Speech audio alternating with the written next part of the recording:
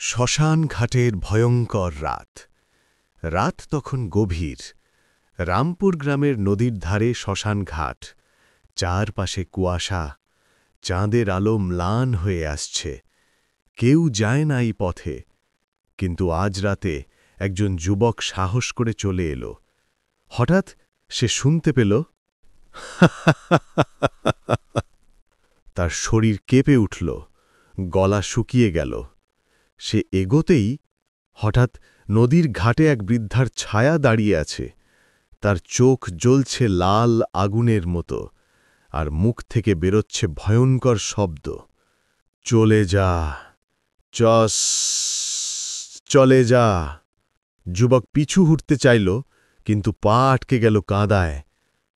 তখনই শ্মশানঘাটের দিক থেকে শোনা গেল অশরীরী হাসি। আর রাতের নিস্তব্ধতায় শোনা গেল,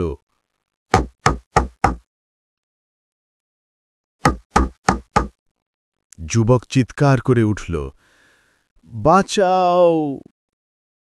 তার চিৎকার নদীর কুয়াশায় মিলিয়ে গেল। আজও রামপুর শ্মশানঘাটে রাতে গেলে মানুষ সেই চিৎকার আর ভয়ঙ্কর আওয়াজ শুনতে পায়।